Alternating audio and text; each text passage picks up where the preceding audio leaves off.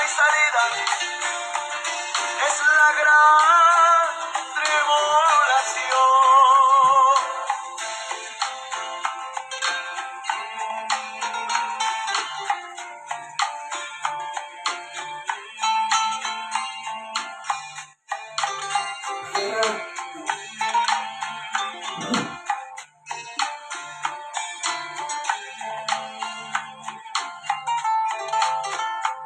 Se oye un grito, un lamento, un sollozo. Mucha gente está alarmada. ¿Qué ha pasado? Se pregunta, ¿qué ha pasado en el mundo?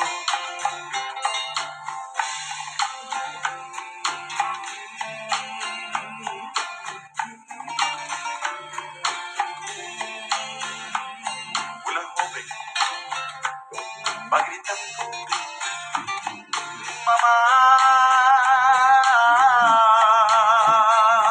Un esposo va buscando su familia.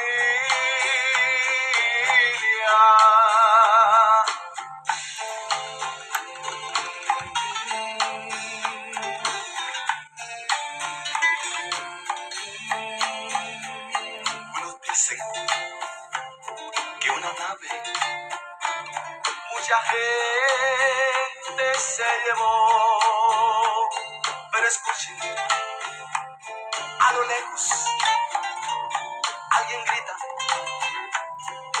grita, Cristo vino, y su pueblo se llevó. No hay remedio, no hay salida, es la gran tribulación. Cristo vino, y su pueblo se llevó. No hay remedio, no hay salida, es la gran tribulación.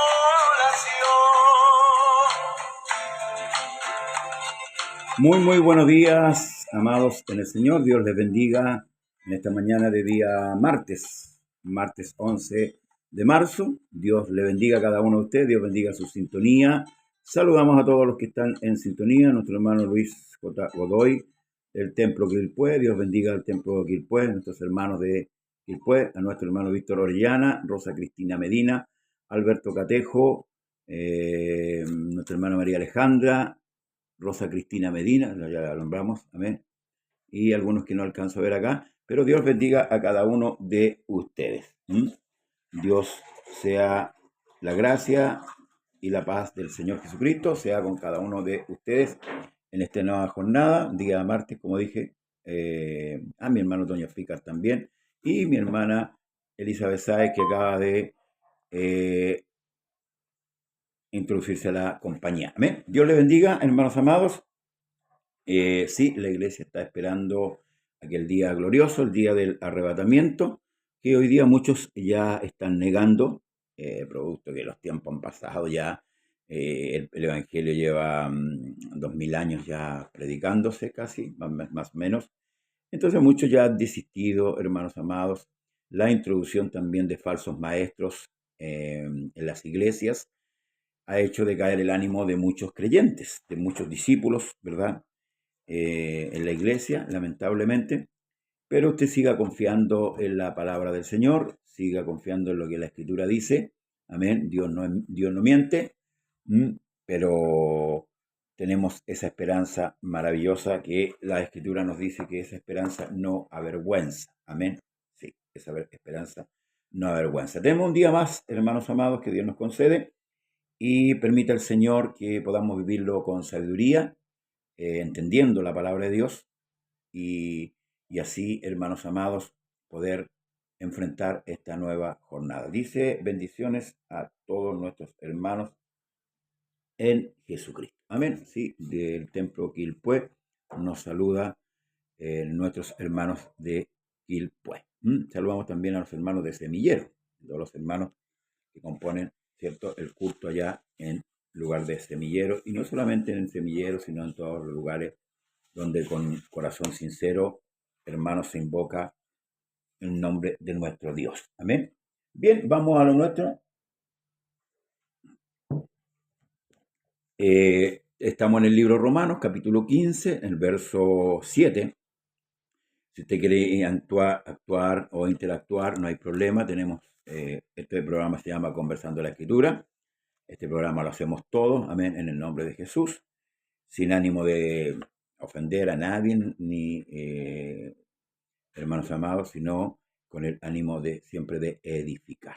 Edificaos los unos a vosotros, a los otros en amor. Amén. Y eso es lo que pretendemos hacer a través de estos medios que nos provee nuestro Dios y que debemos aprovecharnos, porque este tiempo, hermanos amados, donde está este medio nos permite llegar a todo el mundo. En realidad estamos transmitiendo de un lugar hacia todo el mundo y eso es maravilloso. Así que le invitamos a compartir también con nosotros las enseñanzas. Dice en el verso 7, en el nombre del Señor Jesús: por tanto, recibíos los unos a los otros, como también Cristo nos recibió, para gloria de Dios. Pues os digo que Cristo Jesús vino a ser siervo de la circuncisión para mostrar la verdad de Dios, para confirmar las promesas hechas a los padres, y para que los gentiles glorifiquen a Dios por su misericordia, como está escrito. Por tanto, yo te confesaré entre los gentiles y cantaré a tu nombre. Segunda de Samuel 22:50 y Salmo 18:49. Y otra vez dice: alegraos gentiles con su pueblo. Y otra vez, alabar al Señor todos los gentiles y magnificarle todos los pueblos. Y otra vez dice Isaías: estará a la raíz de Isaí y el que se levantará a regir a los gentiles. Y los gentiles esperan en él. Isaías 11:10. Qué grata noticia. Buenos días, buen día, pastor. Dios le bendiga grandemente. Amén. Gracias, hermana Elizabeth.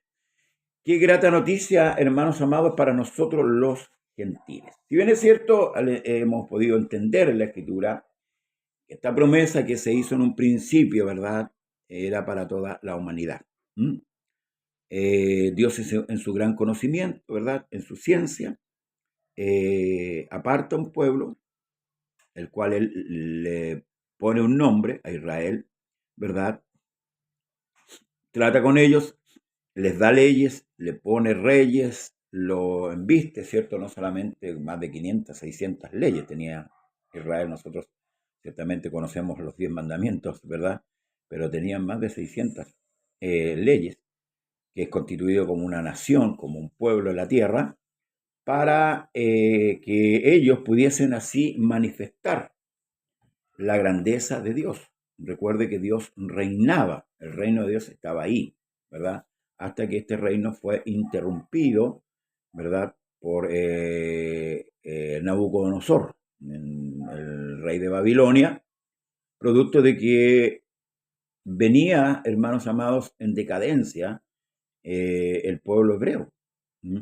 Los hombres no alcanzaron a entender el propósito de Dios. Estoy hablando con respecto a Israel. No alcanzaron a entender lo que Dios quería para ellos y también para toda la humanidad. Ellos deberían haber hecho llegar el conocimiento de Dios a toda la humanidad, pero se embotaron. Se embotaron y lamentablemente nos estaban dejando afuera en cierto modo, como gentiles, ¿verdad? En el principio habían dos tipos de gente, los judíos y los gentiles. Y hoy día, en este tiempo, hay tres tipos de gente: los gentiles, los judíos y la iglesia. La iglesia es usted. Usted que se ha arrepentido y ha tomado el nombre de Jesucristo, ha recibido a Jesucristo como su Salvador. Usted es el tercer tipo de gente, que es la iglesia. Por tanto, nosotros debemos gozarnos y debemos alegrarnos, porque en cierto modo estábamos muy lejos. Por eso que Pedro dice a los judíos: para vosotros es la promesa, refiriéndose a Israel, para vuestros hijos, a Israel, para los que están lejos, ¿verdad?, los que estaban esparcidos, y también para cuanto el Señor nuestro Dios llamare. Y ahí aparecemos nosotros, hermanos amados, que a Dios le aplació llamarle a usted y llamarme a mí a este santo evangelio, a esta salvación, la cual nosotros no teníamos arte ni suerte. Amén. Pero a Dios le plació y en esto debemos todos los días de nuestra vida glorificar y exaltar al Dios de gloria. Su nombre es el Señor Jesús y por eso es que Pablo aquí resalta la escritura en el Antiguo Testamento donde ya el Señor nos tenía en su mente. Amén. La iglesia, ¿verdad?, que nace el día de Pentecostés, pero en la mente de Dios ya venía, hermanos amados, la iglesia. ¿Mm? Por eso que el Señor hace mención de ella en el libro de Mateo, cuando dice, si no te oyeres, díceselo a la iglesia. A Pedro le dijo, bienaventurado eres Simón, hijo de Jonás, porque no te lo reveló carne ni sangre, sino mi Padre que está en los cielos. Y de cierto te digo, tú eres Pedro, tú eres la piedra, pero sobre esta roca, la revelación de Pedro, edificaré mi iglesia. Por tanto, la iglesia nace luego en Pentecostés y la iglesia nada tiene que ver, hermanos amados, con los otros. Por eso hay que tener cuidado en la parte doctrinal de la Escritura donde se nos asignan promesas que no son para nosotros, correspondencia que no es para nosotros, si bien es cierto el Antiguo Testamento o todo lo antiguo fue escrito para nuestro conocimiento, para que nosotros también lo aprendamos a hacer como hicieron muchos, ¿verdad?, en el pasado, que despreciaron a Dios, que desecharon la bondad de Dios para que nosotros no aprendamos. Pero hay cosas que están inmersas ahí en el Antiguo Testamento que no nos pertenecen. Y hay que tener cuidado cuando los predicadores, ¿cierto?, siembran falsas esperanzas sobre la iglesia. Sobre la iglesia, porque son promesas que son para Israel. Por ejemplo, la iglesia no debe pasar la tribulación. Y algunos piensan, ¿cierto?, que si pasa la tribulación, no dejándose cortar la cabeza, o sea, marcar el número de la bestia y cortándole la cabeza, él piensa que va a ser salvo. No, de ninguna manera. El tiempo de los gentiles es un tiempo definido. El tiempo nuestro es un tiempo definido. Y ese tiempo ya está llegando a su fin. El tiempo de los gentiles está llegando a su fin. En cuanto al tiempo de los gentiles, inicuamente, empezó en el tiempo de Nabucodonosor y culminará con el anticristo. Y el tiempo de los gentiles en cuanto a la salvación comienza en la casa de Cornelio y culmina, ¿cierto?, con el arrebatamiento. Para que usted pueda entender, son dos tiempos que los gentiles tienen en cuanto a la iniquidad, ¿cierto? Empieza con Nabucodonosor y culmina con el anticristo. Y en cuanto a la salvación, comienza en la casa de Cornelio, donde entra Cornelio y toda su casa, y culmina con el arrebatamiento. Amén. Después del arrebatamiento, Dios vuelve la espalda a los gentiles, vuelve su rostro a Israel, al cual hoy día le dio la espalda, ¿verdad? Ustedes lo saben. Y Israel es un pueblo bajo maldición, pero bajo también preservación. Dios lo tiene guardado. Amén. Dios no lo ha desechado tampoco, para que pensemos de otra manera. El tiempo de ellos quedó en espera. Esa semana intermedia quedó, o la mitad de la semana quedó intermedia porque ellos mataron al Mesías príncipe. Así que quedó, el tiempo de Israel quedó ahí, como decimos, stand-by. Y nosotros hoy día debemos gozarnos, debemos alegrarnos que Dios nos haya tomado en cuenta y que tenemos esta, hermanos amados, salvación hoy día a nuestro haber. Bueno, y luego dice, y el Dios de esperanza os llene de todo gozo y paz en el creer para que abundéis en esperanza por el poder del Espíritu Santo. ¿Qué importante el Espíritu Santo? Sí, es muy importante. Pablo lo grafica de esta manera, dice, es Cristo, no con vosotros, dice, es Cristo, en vosotros la esperanza de gloria. El Espíritu Santo tiene un objetivo, iglesia amada, que no es solamente para emocionarse cuando estamos en el culto.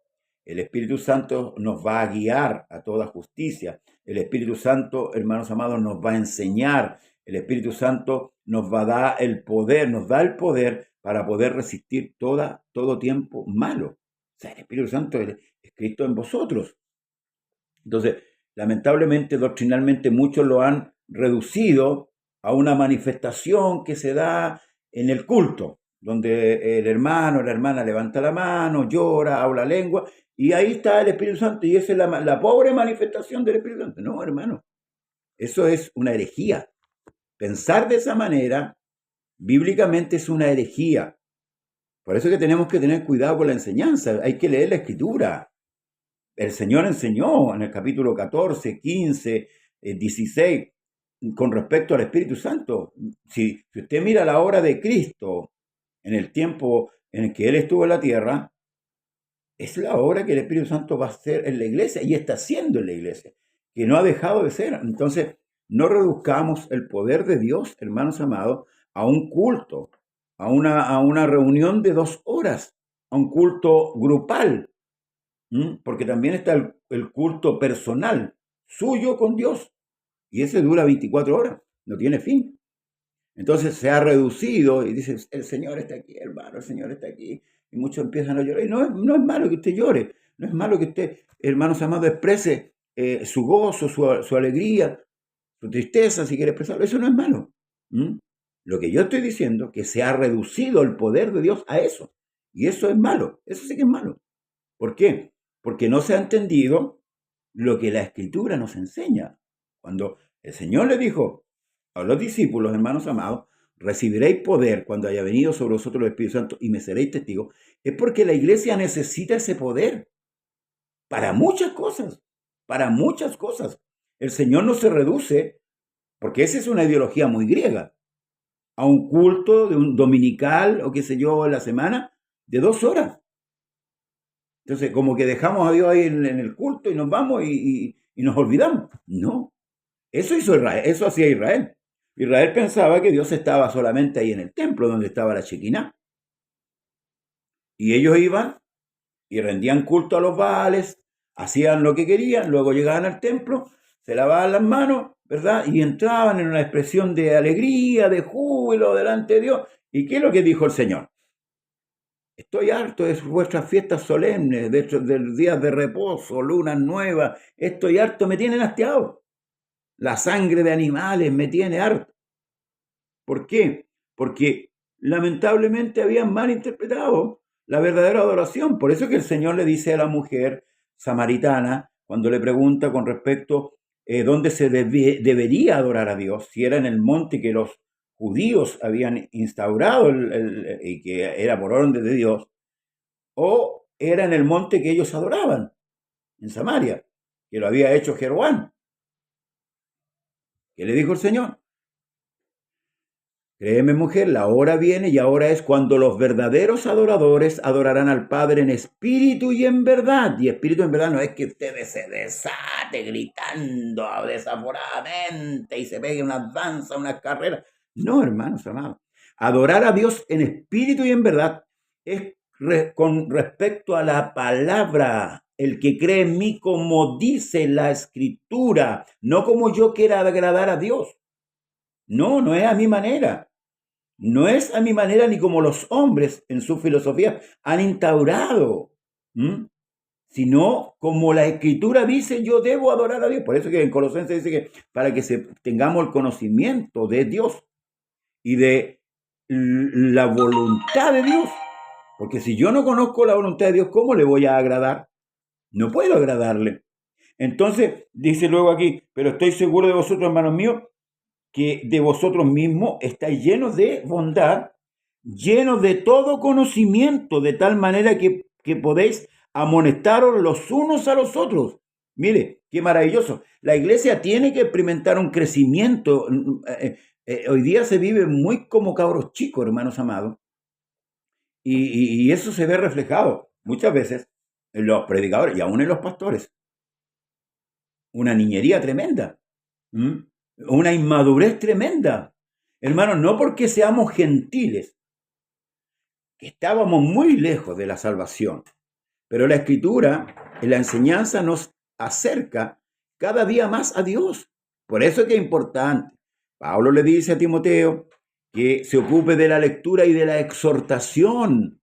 Y eso no solamente va para Timoteo, va para usted también y para mí. Ocuparnos diariamente de la lectura, de saber, de indagar qué es lo que a Dios cuál es la voluntad de Dios, para que yo pueda agradarlo. Po. Le pongo un ejemplo en un matrimonio. Si la esposa sabe lo que le agrada, por ejemplo, en una comida a su esposo, supongamos, es un ejemplo muy vago, su esposo le gusta la cazuela y detesta los tallarines. ¿Usted como esposa le hace tallarines? Creo que no. O a la esposa le gustan las rosas rojas y el esposo llega con rosas amarillas.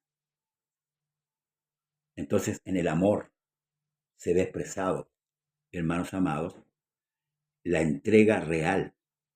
Dios nos amó a nosotros y nosotros también debemos amar a Dios. Y por amor a Dios, nosotros nos vamos sujetando a la voluntad del que nos amó.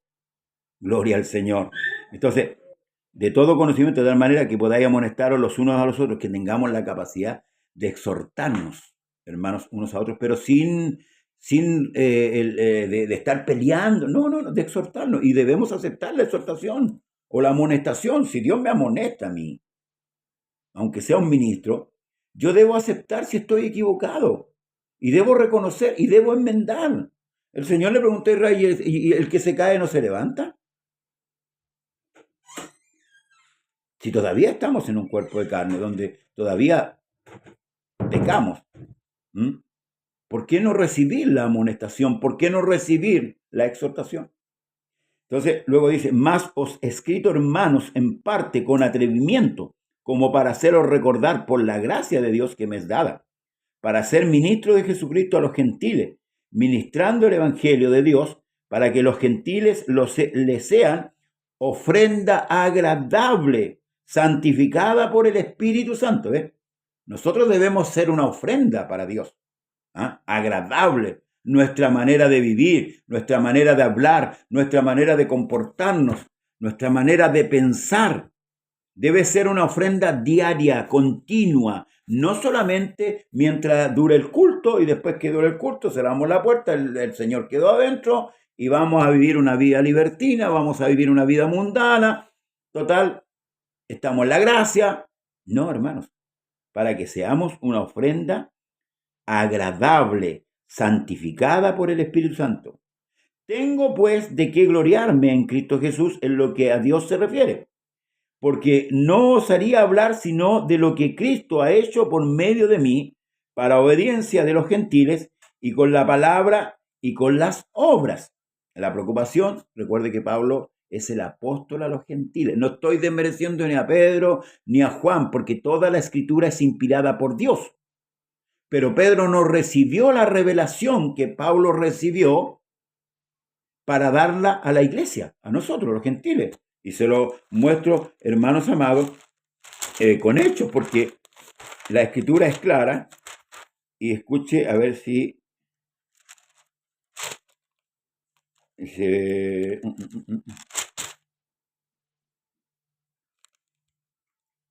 donde el apóstol Pablo expresa que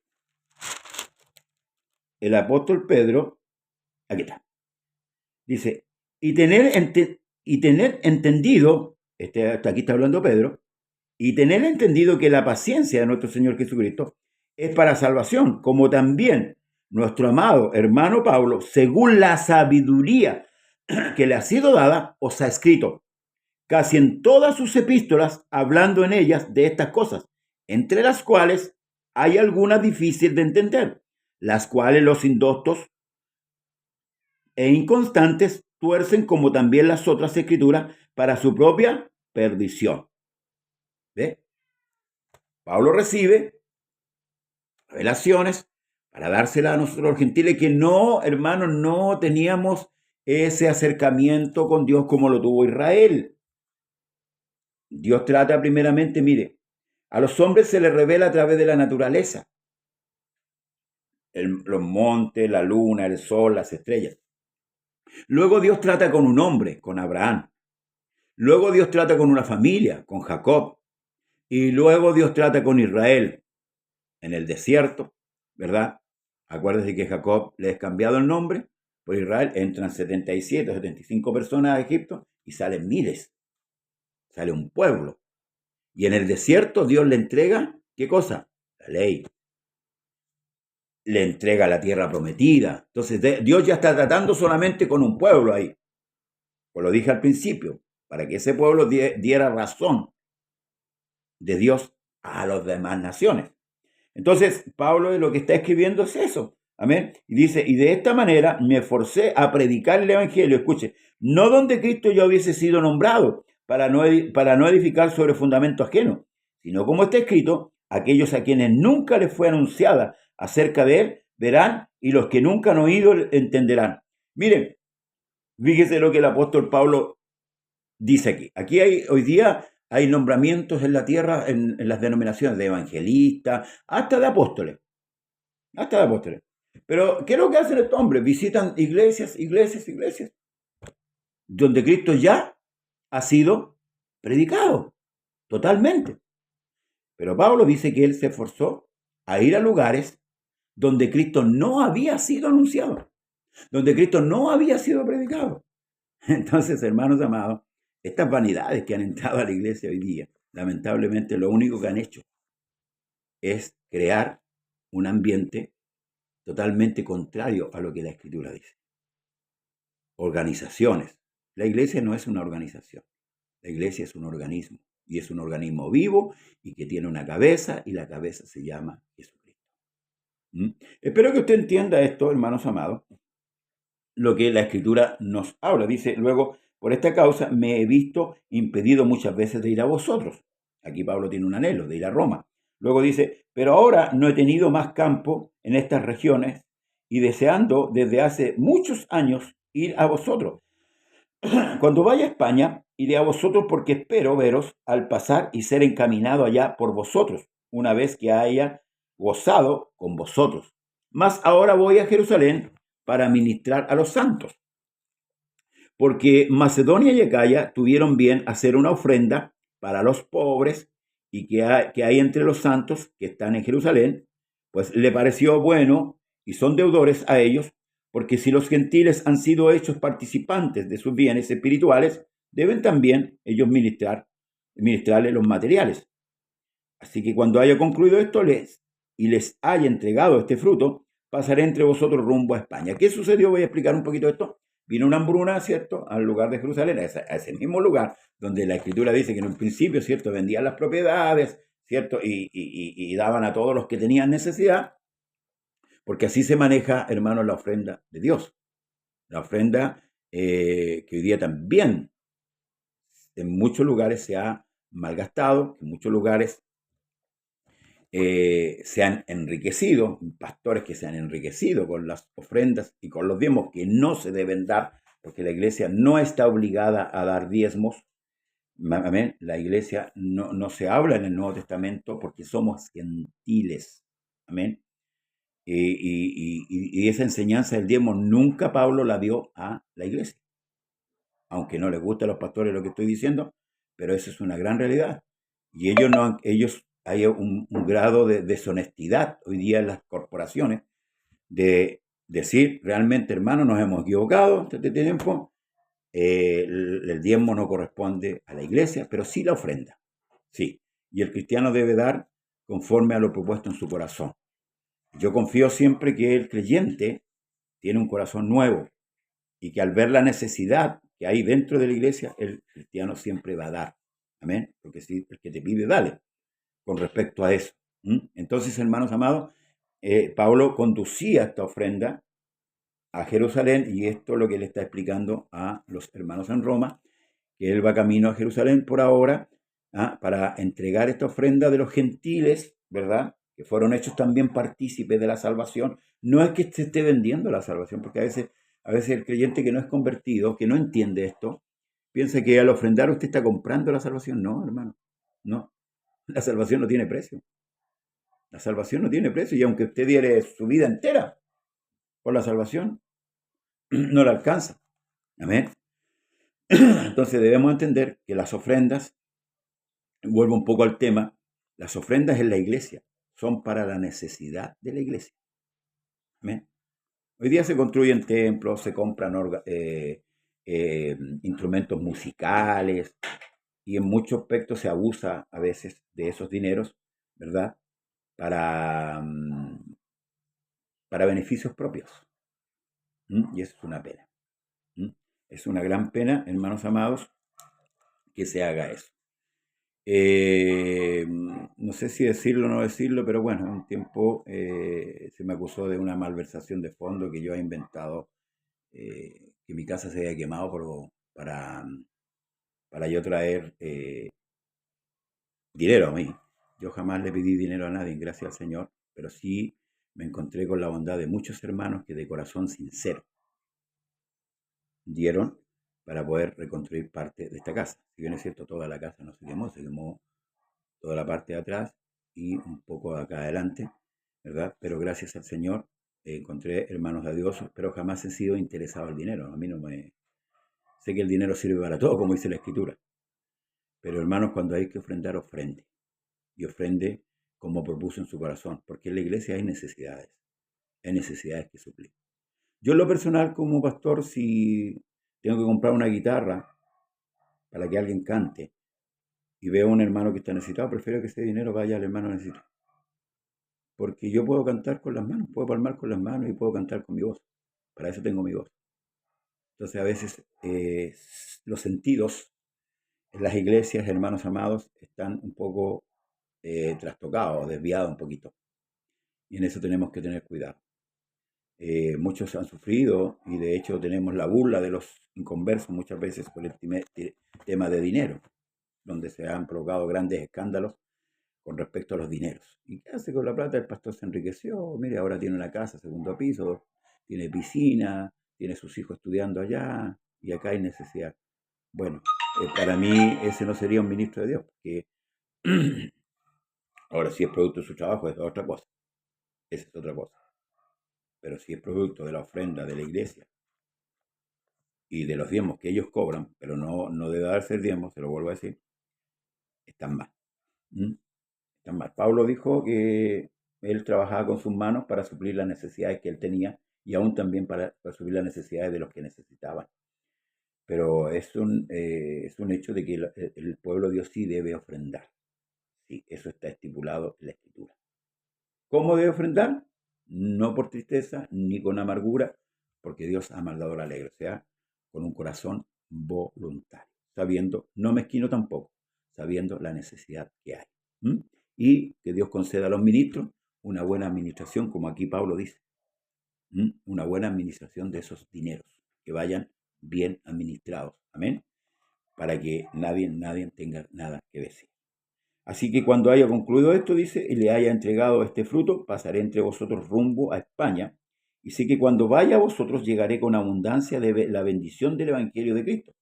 Pero os ruego, hermanos, por nuestro Señor Jesucristo, y por amor del Espíritu, que me ayudéis orando por mí a Dios, para que sea librado de los rebeldes que están en Judea, y que la ofrenda de mi servicio a los santos en Jerusalén sea aceptada, para que con gozo llegue a vosotros por la voluntad de Dios y que sea recreado juntamente con vosotros. Y el Dios de paz sea con todos vosotros. Os recomiendo además nuestra hermana Febe, la cual es diaconisa de la iglesia en Cencrea, que la recibáis en el Señor como es digno de los santos y que la ayudéis en cualquier cosa que necesite de vosotros, porque ella ha ayudado a muchos y a mí mismo. Saludad a Priscila y Aquila, mis colaboradores en Cristo, que expusieron su vida por mí, a los cuales no solo yo doy gracias, sino también todas las iglesias de los gentiles. Saludad también a la iglesia de su casa, que tenía la iglesia en su casa. ¿Ven?